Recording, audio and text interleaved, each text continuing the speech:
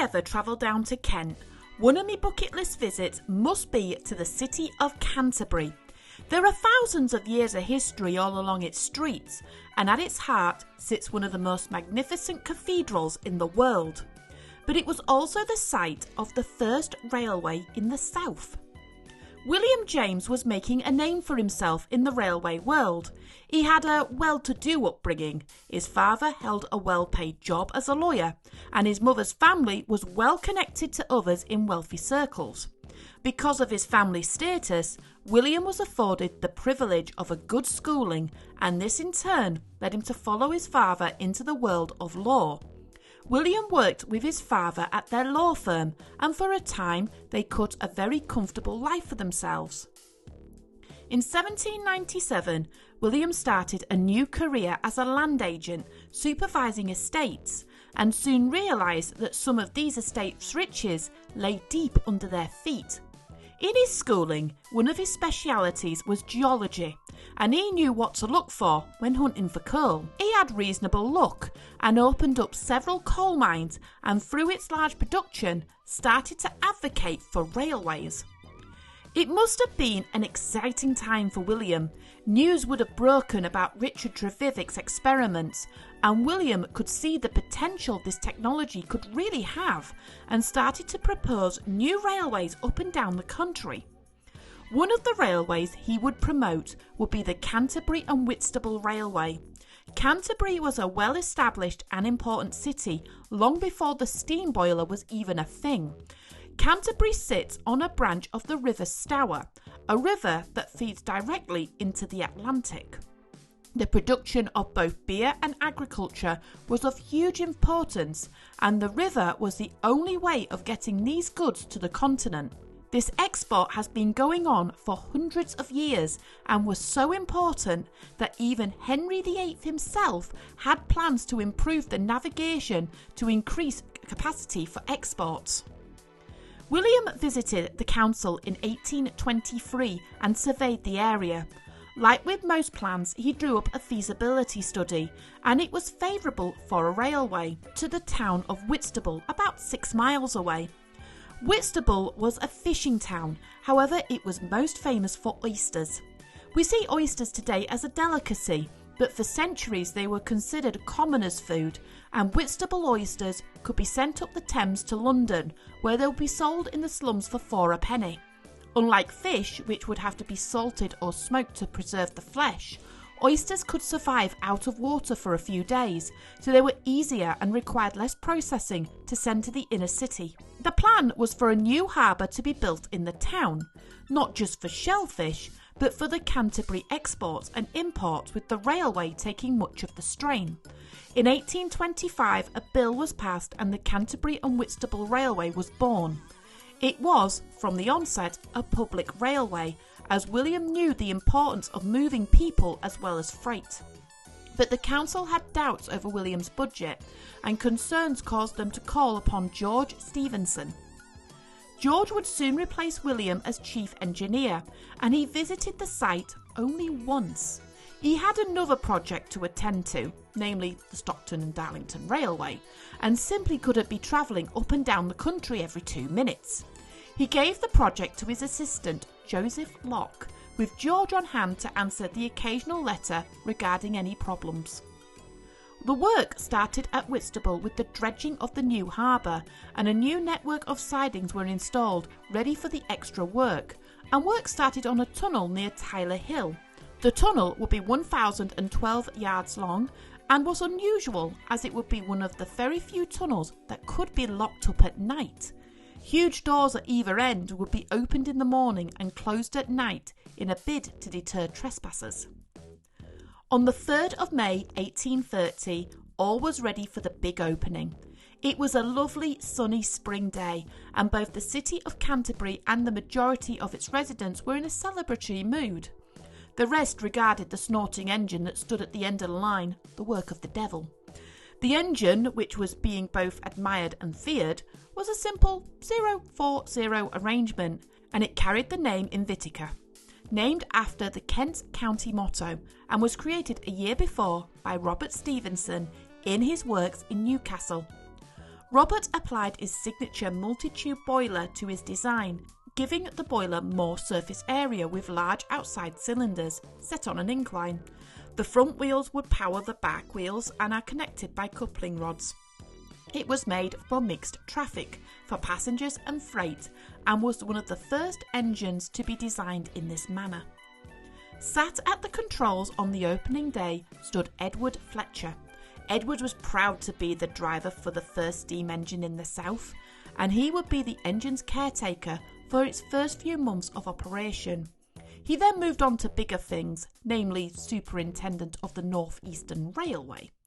Behind the engine sat the gentry, in all open carriages. In the middle sat a brass band ready to serenade the masses, and at the back open carriages sat more middle class. These families were not gentry, but could afford the expensive tickets for the inaugural run. The passengers would encounter a number of firsts on this run, including being the first passengers ever to travel through a tunnel that was powered by a steam locomotive. The route was flooded with people, many cheering the little engine on, but the majority were curious and wanted to see how this thing worked. As the engine approached Whistable, the engine was uncoupled from the train and the train was allowed to coast into the station to rapturous applause. On the 4th of May, the railway assumed normal operations. The railway still attracted a lot of attention, and in its attention that added to its popularity. People were using the railway to travel daily, either for recreation or for work. No one had ever used a form of transport to travel to and from work daily before. You couldn't even do that on horseback. So the railway, eager to capitalise on this, offered them a new type of ticket, a season ticket. Passengers would buy the ticket for a number of journeys. Although the cost was initially high, it worked out cheaper than buying individual tickets per day. It gave birth to another first, the commuter. The response to the season tickets was immediate and huge, and suddenly a world of cheap tickets was available, leading to a harbour that could carry passengers to both London and Europe. Traders, meanwhile, were also realising just how profitable having a railway moving freight could be. The Kent farms were seeing a bounty in their harvests, and the train ensured that the produce got to the harbour as fresh as possible. But by 1839, it was clear that the little engine could not keep up with the increased demand, and she was getting old. After 9 years of dedicated service, the engine was beginning to struggle on the simple inclines, and a decision was made to sell her. For a while, in an unusual move, the line was run by stationary winding engines. There was talk of an atmospheric railway like the ones in Cornwall, but nothing came of it. By the 1850s, the railway was well established, and the line was purchased by the South Eastern Railway, who took out the stationary engines and turned back to standard traction. Because of the lowered clearance of the tunnel, it made choosing railway engines a little difficult, so the Southern had to use the small R1 class 060 engines for the route, but not even the season tickets could make up for the railway's dwindling passenger numbers. In 1860, a new line from Whistable to London opened, bypassing the railway completely, and as a consequence, the Sunday passenger trains was reduced down to seasonal running. In 1891, the line was being run by 4 R-Class 060 tank locomotives. These engines were not normally used for line running, and the South Eastern Railway used them for shunting, but their size were perfect for the tunnel, and they were employed until the line ended. The railway survived as mixed traffic for 100 years, but better connections and new bus services would take a lot of passenger traffic. In 1931, the Southern Railway, who had taken over the line in the time of the Big Four, made a huge decision. They removed passenger services for good, and with it the stations and the signal box were also closed, as the 11 trains a day was reduced down to just 4. In 1948, the control of the line was transferred to British Rail, and not requiring the harbour, decided to sell the harbour to the Whistable Town Council. There was talk of closing the line, especially due to British Railway's woes. However, in January 1953, the area was hit with extensive flooding, and the lorries and the buses were left stranded. The railway proved its worth, and if it wasn't for the efforts of the little line and its engines, the town would have been completely cut off. But despite its heroic efforts, the line did not see the end of the year. A vital bridge that carried the Whistable line over a large mainline railway had to be demolished, and British Railway decided that the line served no further purpose, so the rest of the rails were taken up, leaving the embankments behind. Today there is very little remaining from the line, but if you look closely there are clues. Some of the old track bed has been converted into a walkway, and at Whistable, although the station's long gone, gates leading to the harbour are still engraved with SE and CR, South Eastern and Chatham Railway.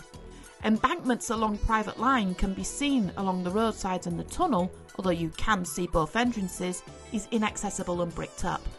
At Canterbury, the station lay derelict, and there was plans to turn it into a railway museum, but those plans never came to be, and a housing development was approved on it. The goods shed, meanwhile, was preserved and turned into a market, but the most endearing part of this railway, its first workhorse, actually made it into preservation. Invictica was changed throughout the years, and after a costly restoration project was presented back to the people of Whistable. It made its home at the Whistable Museum, and although its line has been closed for 70 years, this little engine still managed to not only survive, but it found its way home.